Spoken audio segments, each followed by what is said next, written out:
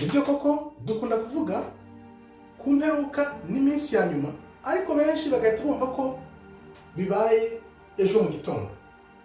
Ntabwo aricyo tuba dusobanuye. Reka turebe ukuri kw'iminsi ya nyuma, imperuka tuvuga amanywa n'ijoro. Ibihe bya nyuma ntabwo byari byaza. Reka turebe impamvu bitari byaza. Nubwo turi mu minsi ya nyuma, ibimenyetso bigaragaza, ariko ntabwo umunsi w'imperuka wari waza. Nibwo tuzaza rero nkuko tubisoma muri Matayo 24:6. Muzumva impuha z'intambara, abantu bavuga ku ntambara, kandi tuzi neza ko ibihe bitwereka ko hagiye kuba intambara ikomeye. Byanze bikunze hari intambara izakomeye ikaba. Izo ntambara, izo mpuha zose twumva hirya no hino urakurikira, ariko reka turebe icyo Bibiliya itubwira uko imperuka izaza. Matayo 24:6. Muzumva iby'intambara n'impuha z'intambara, mwirinde mudahagarika imitima, kuko bitazabura kubaho, ariko imperuka izaba itaraza. Ibyo byose bizaba bivugwe, habe izo ntambara, bihite bigende, ariko imperuka nyirizina izaba itaraza. Hano nafashe ibintu byerekana ukuntu imperuka izaza kugira ngo ize ikigomba kubanza kikabaho. Reka turebe bimwe muri ibyo bintu nashyize hamwe byerekana neza ibizatera imperuka. Icya mbere ni uko imigambi mibisha ya Satani nk'ababana bahuje ibitsina, ibyo bita ubutinganyi, bigomba kuzabanza bigafata intera ikwiriye isi yose, atari uko tubibona ubu ngubu bimeze nk'aho ari byo bigitangira. Bagomba kubanza bakabikwirakwiza hose ubwo butinganyi, noneho ubutinganyi bugasa nk'aho ari bwo bwigarurira isi, noneho ku buryo bitazaba bikiri ibanga, ahubwo ari byo bizaba ari nk'icyitegererezo ku isi, nk'uko byahoze mu bihe bya Nowa na Loti. Niko bigiye kongera gukomera, kuko urebye imbaraga bashyira mu butinganyi kugira ngo babukwize isi yose, nuko bagomba kubanza bakabusunikira ibihugu byose, noneho bikaba nk'aho ari ibintu bisanzwe kuri muntu wese.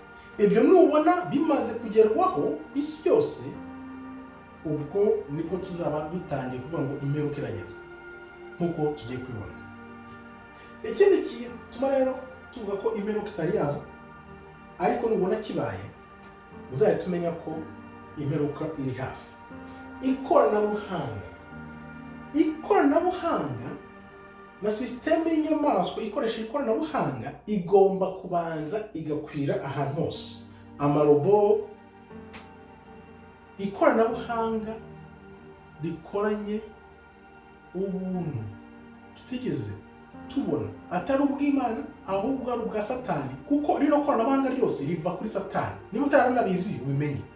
Hari ibintu ikoranabuhanga rikora ukibaza, nubwo waba uri mu ikoranabuhanga, ibi bintu ni gute umuntu yabitekereza, biva he? Ugomba kubyibaza, noneho wabyumva, wabisobanukirwa, ukarebesha amaso ko nk'imyaka 20 ishize aho ikoranabuhanga ryari riri kugeza uyu munsi aho riri, aho ushobora kuvugisha umuntu ijwi rya mugenzi we, aho ushobora gufata inyandiko ukayihindura mu ijambo, aho ushobora gufata amashusho ukayahindura mu ijambo, aho ushobora gufata robo igakora nk'umuntu, aho ushobora gufata ubwonko bwa muntu ukumva ko wabukontorora, aho ushobora kumva ko waba Imana, kandi tuzi neza ko hari Imana imwe. Ibyo bintu uko bigenda bitera intambwe, bifata intera, nibyo biganisha ku ikoranabuhanga kugira ngo rifate isi yose bunyago, noneho abantu bose bambaze ikoranabuhanga bayigira Imana yabo, ari bwo Antikristo azaza. Urumva ko turacyafitemo igihe kugira ngo ibyo byose bigerweho. Ariyo mpamvu rero twibaza ngo hasigaye igihe kingana gute ngo ya nyamaswa na sisiteme yabo bigarurire isi. Kuko nkunze kubivuga, hanga imyaka 5, 7, 10 cyangwa se 20.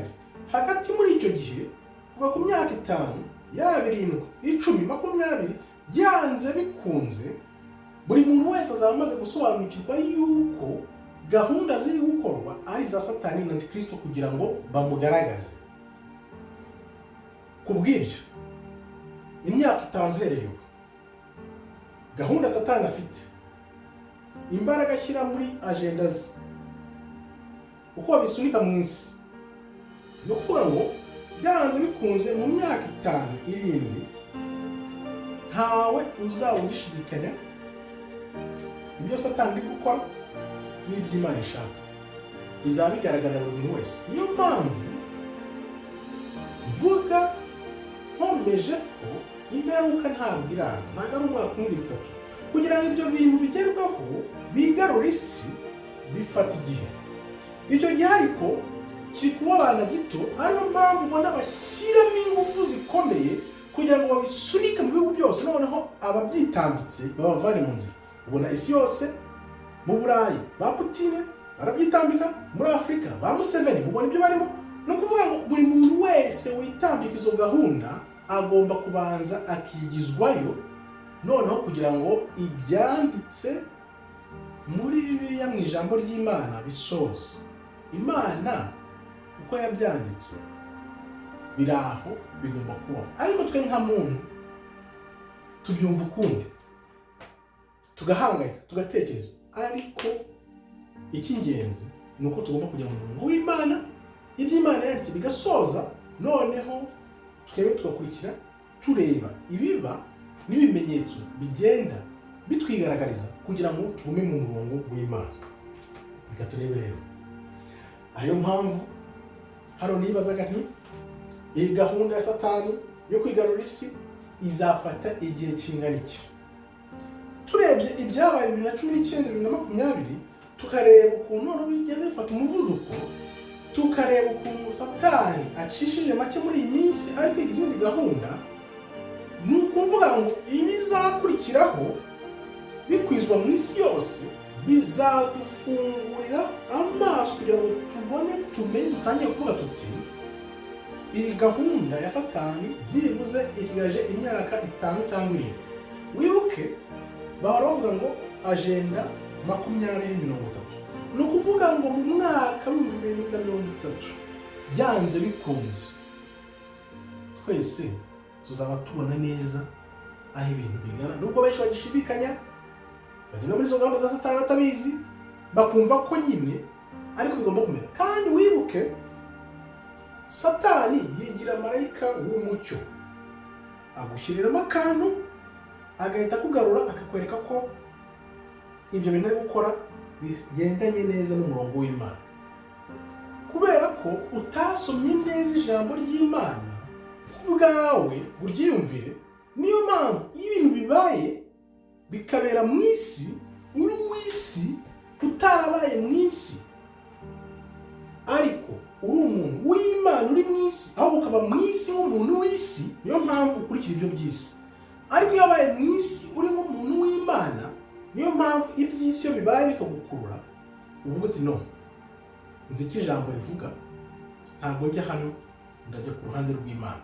Ibyo rero nibyo bizafasha abantu gucika umugambi wa Satani uri mu bihe biri imbere. Reka turebe rero impamvu imperuka itaraba nk'uko nabivuze, bifata igihe. Kandi wibuke Imana ntabwo ishobora guhananura ngo irwanye Satani ikiri hasi. Imana iguha amahitamo, Satani agakora akazi ke, noneho ya mahitamo yawe ukayakoresha uhitamo inzira za Satani cyangwa se inzira z'Imana. Ariyo mpamvu Imana irategereza, igira ukwihangana kutagereranywa, izihorera Satani azamuke. Satani yamara kugera ku gasongero, ku bushorishori, yafashe isi yose, abantu bose yabigaruriye, uretse bake bazakurikira, tugakurikira inzira z'Imana. aho rero niho uzabona ko neza Satani yamaze kugera hejuru mu bushoshori. Imana nibwo izamukubita hasi ikamuhananura ikamushyira ku musenyi, kuko Imana ntabwo igitegereza ngo Satani aba ari hasi ibone kumurwanya. Ibyo ni ibyacu nka muntu mu buzima bwacu bwa buri munsi. Imana yaduhaye za mbaraga zishobora kurwanya zigatsinda Satani. Ibyo byose biri hasi, niyo mahitamo yacu tugomba gukoresha tukabirwanya. Ibyo Satani akoreye hasi tukavuga tuti no, ariko noneho Satani amara kuzamuka yageze ku gasongero hejuru ubushoshori, nibwo imperuka izaza, kuko Imana izahita ikubita hasi. Wibuke mu bihe bya Nowa no mu bihe bya Loti, ibizira, ibyaha byari byararenze imipaka, byarageze ku Mana. Ni ukuvuga ngo abantu bose benshi kugira ngo Imana irimbure, wibaze kugira ngo Imana irimbure isi yose hasigara abantu 8 gusa ikoresheje umwuzure, cyangwa se ku bwa Loti ikoresheje umuriro. Ni ukuvuga ngo ibyo bihe kugira ngo bigerweho nuko isi yose iba yakurikiye Satani. Kubw'ibyo naribaje, niba Imana izasenya ibintu byose igashyira ku mucanga, ni ubuhe buzima tubayemo? Ni gute twakwiyeza kugira ngo Imana itwemere? Kuko nta muntu n'umwe ufite garanti ko atari umunyabyaha, ko ari intungane. Ibaze kugira ngo Imana isenye kubita ibintu byose ku mucanga, ni ukuvuga ngo tuba mu buzima bw'ibyaha. Benshi ntitubyemera, ariko imbere y'amaso y'Imana turi abanyabyaha bitagereranywa. Imbere y'amaso y'abantu dushobora kuba tugaragara nk'aho buriya ni intungane, buriya ngarakijwe, buriya ameze gute. Njyewe icyo kibazo narakibajije kinera ubwoba, nsanga ko bifite akazi gakomeye ko gushaka Imana, gukunda ukuri n'umutima wacu wose. Ibyo bintu ntabwo biri mu bantu.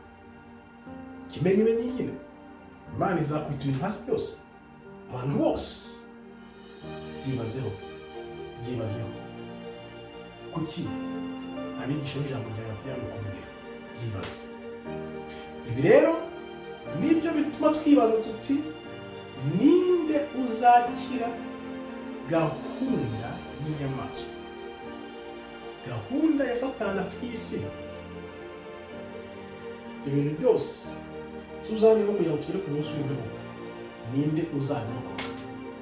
Kubirokoka nta kundi gushaka ijambo ry'Imana tukiyeza, kuko ibyabaye 2019, ibyabaye 2020, 2021 kugeza na n'ubu bitwereka neza ko ibyanditse mu ijambo ry'Imana bitubwira ngo n'intungane nibishoboka zizagwa.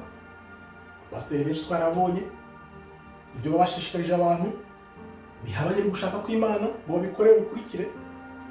Bitubwira tuti, muntu ukunda ijambo ry'Imana, ukunda ukuri, shakisha ukuri, umenye icyo Imana itekereza, wihangane, ugerageze, ukomere ku ijambo ry'Imana, kuko ijambo ry'Imana n'ubuntu bw'Imana n'uko gushaka kw'Imana nibyo bishobora kuturokora ibihe biri imbere.